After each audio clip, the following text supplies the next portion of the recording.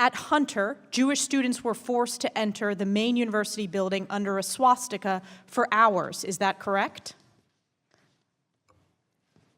My understanding of that is that the swastika was placed outside, and we have a custom of erasing all such deplorable symbols.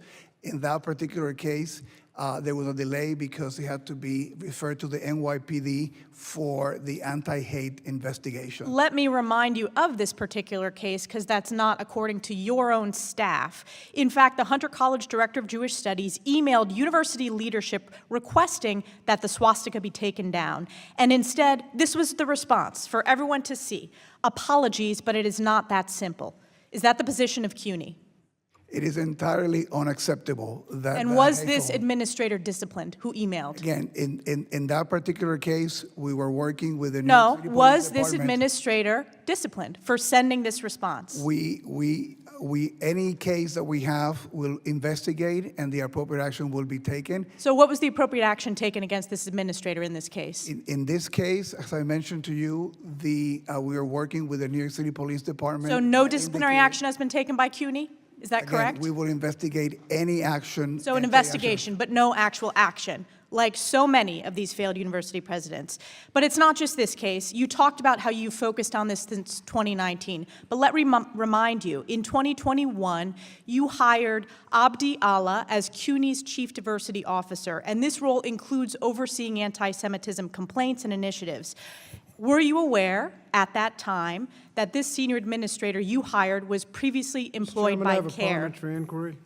the Council on American Islamic Relations? Gentlelady will suspend.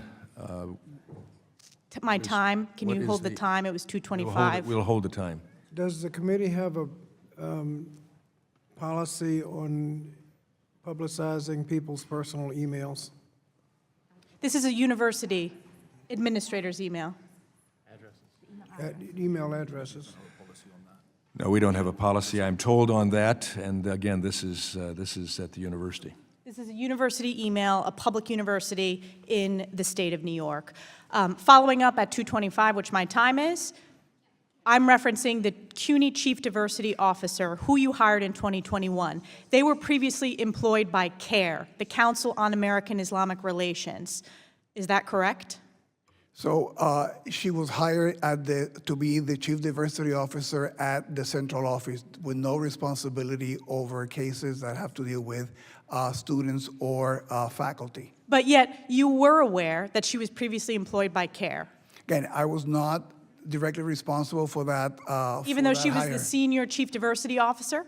As I mentioned to you, I was not directly responsible for that hire. So is it okay, from your perspective, obviously it is, to have a former employee of CARE? Let me remind you, CARE was a co-conspirator in a terrorist financing case and has ties to Hamas, a designated terrorist organization. Is she currently still employed by CUNY? She is. There you go. So no action, just words here today.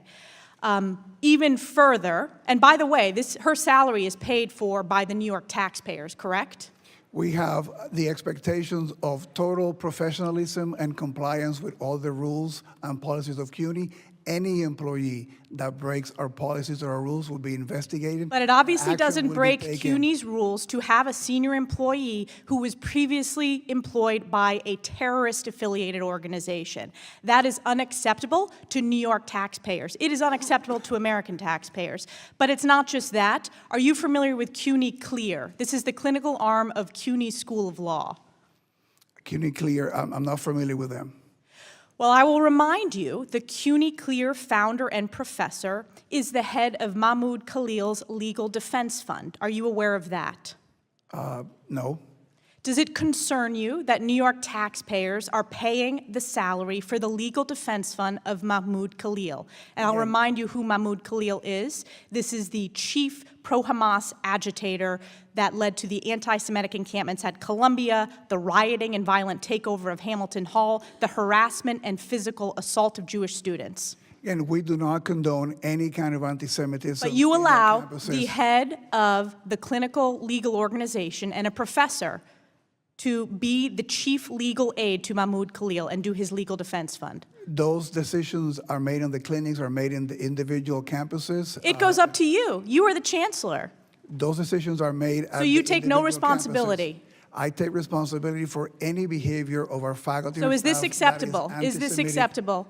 Any behavior that is anti-Semitic Is and is this in violation acceptable of our that the rules. legal defense fund for Mahmoud Khalil is the head of CUNY Clear? That's acceptable under your watch. We do have no tolerance for anti-Semitism on our campuses, and we've been very So will clear. this person be fired? Anybody that breaks our rules and our policies, there'll be an investigation, we'll investigate, and if there's any disciplinary action to be taken, we'll take it. Let me make a prediction. No disciplinary action. This individual is not going to be fired because it's all words, no action. You have failed the people of New York. You have failed Jewish students in New York State, and it is a disgrace. I yield Thank back. you, gentlelady.